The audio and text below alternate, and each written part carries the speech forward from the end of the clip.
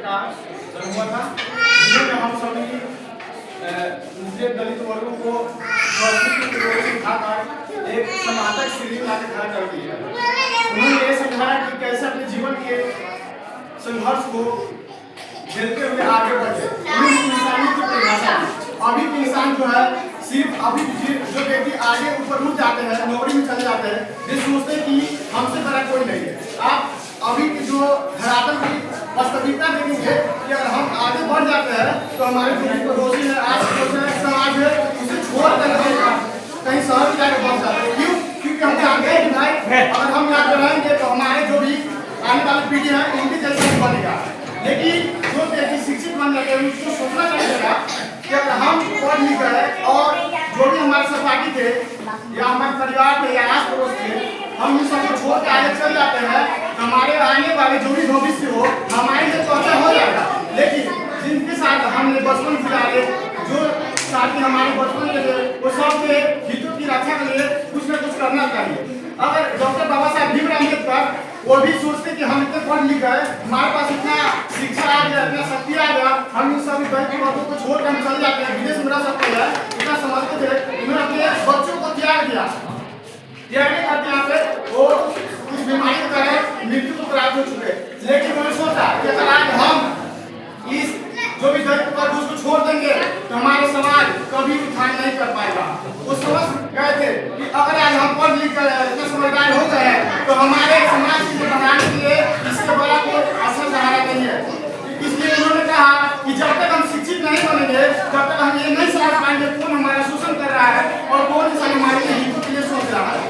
इसलिए सबसे पहले हम सभी को शिक्षित बनना पड़ेगा। जो भी हमारे बच्चे हैं या आने वाले पीढ़ी है, जब तक उनको हम शिक्षित नहीं करेंगे तब तक नहीं समझ पाएगा कि हमारा अधिकार क्या है। इंसानियत सबसे बड़ा धर्म की परिभाषा है। जब पूर्व काल में हम सब इतना हम सबको माइंड विकसित नहीं था तो सोच सकते हैं कि कौन क्या कर रहा है। सिर्फ हम सब शिकार के बदौलत मान के हम सब क्या करते उसको सिर्फ शिकार करते तो खाते थे और सोच लाते थे बस। कोई घर परिवार के सदस्य नहीं था, सबके एक समान देखा जाता था। जैसे मान लीजिए अभी के समय में ऐसा माइंडसेट बन चुका है कि अगर आप हम पढ़ लिख गए तो हम पत्नी को अधिकतर देते हैं, अधिकतर पत्नी को नहीं पढ़ने दिया जाता है। अरे भाई उसके साथ अगर काबिलियत है उसे आगे बढ़ने दिया जाए जहाँ तक बढ़े। लेकिन अभी के जो मनुवादी इंसान है वो सोचते हैं वो हमेशा से राजीव राजा के गति पर आए हैं और अपने शक्ति हाथों में लेकर हम अछूतों के लिए कुछ नहीं कर रहे हैं। हमेशा हम सबको नहीं समझा जा रहा है। क्यों? हम इंसान भगवान में नहीं बना है। अगर प्रकृति मानता है कि हम सब एक है, हमारे हाथ में खून एक है, हमारा शरीर सब एक रंग रूप है, तो फिर हम सब अलग क्यों? हम कुछ दिन पहले एक ब्राह्मण को देखते हैं कि वो उतर गया, उससे वो प्रश्न पूछा है अनुरुद्धाचार्य जी का सब देखते होंगे तो बहुत ही मनवादी हम मानते हैं। क्यों? भले वो माता पिता का सेवा करके कोई भी इंसान हो, सोचिए उसके बारे में। उससे पूछा गया है कि हम भी कहते अनुरुद्धाचार्य का वृंदावन में रहते हैं, हम कहते खुद हम उनको बोले हैं कि गुरु जी हम आपके जैसा बनना चाहिए। लेकिन उन्होंने क्या किया उसके कहा कि आप ब्राह्मण नहीं है, आपको कोई पूजा पाठ नहीं कराएगा। क्यों? आप ब्राह्मण नहीं इसलिए, आप अछूत है, ओबीसी है, कैटेगरी शादी इसलिए आपको आगे नहीं बढ़ने जाएगा।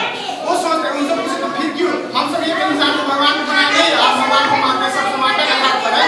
तो उन्होंने कहा क्या कि जो भी बीज होते हैं उसे आम फल सब अलग अलग कैटेगरी है। तो इसी प्रकार से हम सबको बांट देगा भगवान कि जो भी ब्राह्मण होगा वो सिर्फ पूजा पाठ कराएगा, शिक्षा को जानेगा, और जो भी राजपूत होगा वो शासन चलाएगा, और जो भी शूद्र होगा वो जो भी ऊंचे वर्ग है वैश्य सबका सेवा करेगा।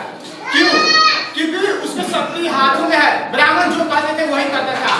या राम जी को देख लीजिए, जहाँ पर रामायण पढ़िएगा ना वहाँ पर एक ब्राह्मण था, उसका नाम हमारे ही दलित वर्ग से आते थे। लेकिन जो आप राम जी को मानित करते हैं वो असली नहीं है, वो मानव द्वारा लिखा गया है। उसमें जो अच्छी बातें थी या बुरी बातें थी उसको बुरी बात को हटाकर अच्छी बातों को रख दिया गया है।